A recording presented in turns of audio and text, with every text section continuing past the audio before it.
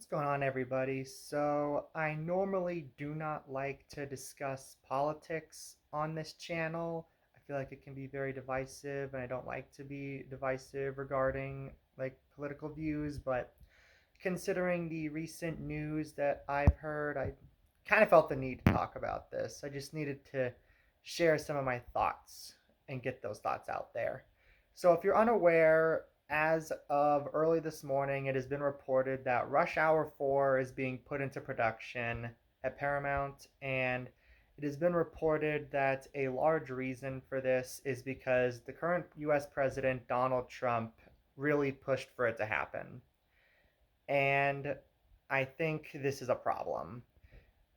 So a lot of people right now are saying that they are unsure of how people could see the current US President Donald Trump as being in control of the media, and a lot of people are saying that they think Democrats are very much in control of the media and that media is trying to pander to Democrats. Well, I got news for you.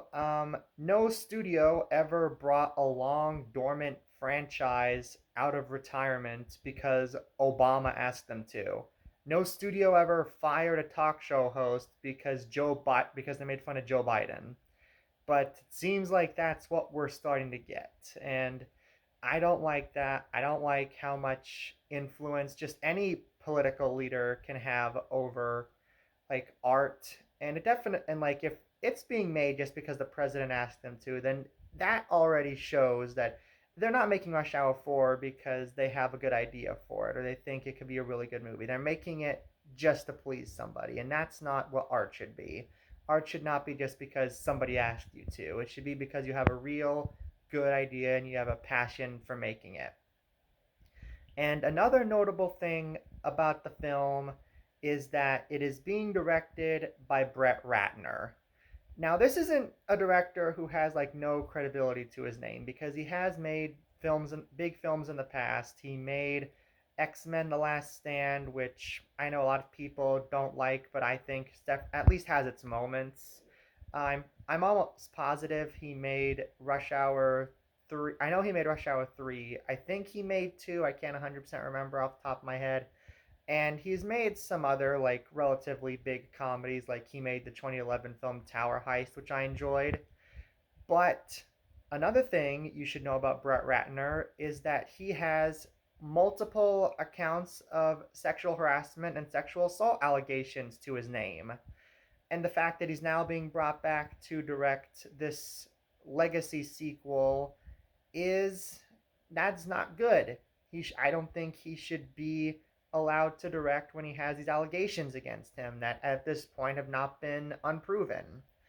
And it is notable, I believe, that as of recently, he has made a documentary about Melania Trump, the wife of Donald Trump, who requested this film to be made.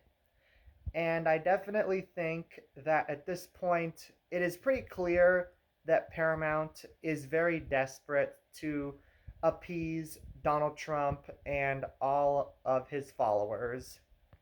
Which brings me to kind of the main thing that I wanted to talk about because everything I've talked about up until now, I've seen other people talk about, and I don't, and they're definitely going to be common talking points as this film kind of keeps getting discussed in the news and in major outlets.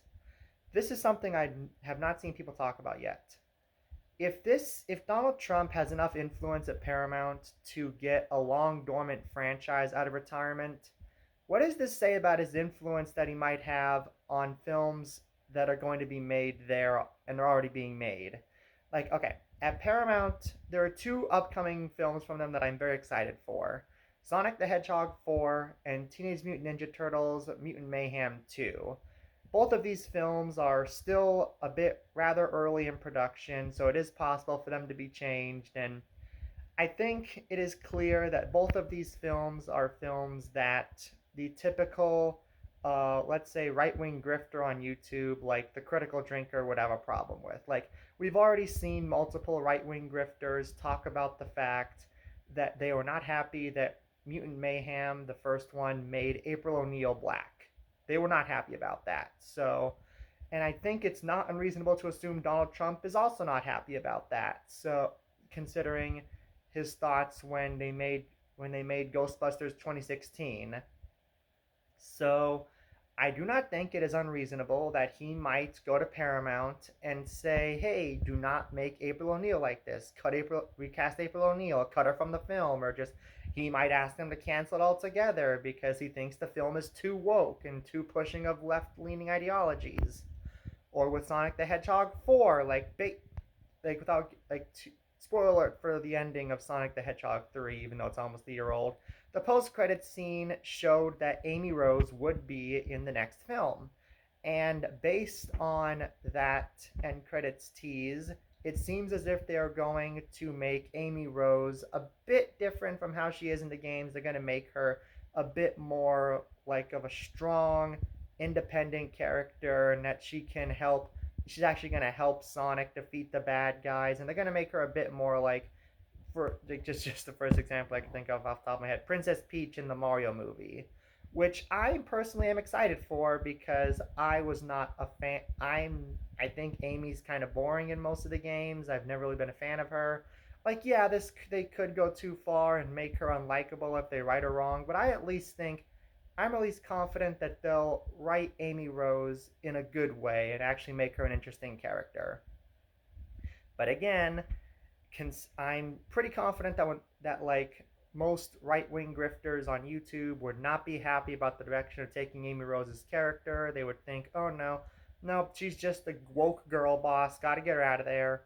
Got to rewrite her." So again, I do not think it is unreasonable to think Donald Trump might look at Sonic 4 and say, "Mm-mm, you're making Amy woke too much of a woke girl boss. You got to make her a damsel in distress, just like." Okay, well, he won't say just like in the games, but he'll just say, nope, she's too strong, too powerful. Got to make her more of like a lady. Got to make her more of a damsel in distress. Like, this is just his words. So yeah, he might be able to take Sonic 4 and make Amy Rose boring and just completely change what they were going to do with her. I am not entirely convinced he can't do that because, as the fact that, again, they're bringing a long dormant franchise out of retirement just for him, it is not entirely unreasonable to think he can have this influence over any movie Paramount's putting out. And if there's another studio that at some point decides they also want to appease Donald Trump, he could have power to influence their movies. And just the fact that any leader, no matter regardless of what their political affiliation is, can influence movies like this, which are supposed to be art, the fact that he can just influence them like this really concerns me about the state of movies both at Paramount and kind of in general going forward is. So yeah, that's just kind of I just kind of wanted to be able to rant and kind of vent about this. I just wanted to get these thoughts out there because I'm concerned. I don't know what the future of movies at Paramount is going to be like, and I'm worried. Hopefully, Sonic 4 and Mutant Mayhem 2 will be untouched. They can just be good movies that I'm hoping they'll turn out to be, but I'm not entirely convinced that they can't be influenced by the person apparently calling the shots now at Paramount. But these are just my thoughts. What do you think? Do you think that maybe I'm overreacting? Like maybe he will, like maybe he doesn't have as much sway at Paramount as they're claiming, and maybe like Sonic 4, TMNT, Mutant Mayhem 2, and all these and every other movie at Paramount isn't actually going to be influenced by him? Do you think I'm right? Are you somewhere in the middle? Just let me know what you think about this because I definitely think this is something that at the very least needs to be talked about. So that's all I have for you today. Catch you next time and try and have a great day. Happy Thanksgiving.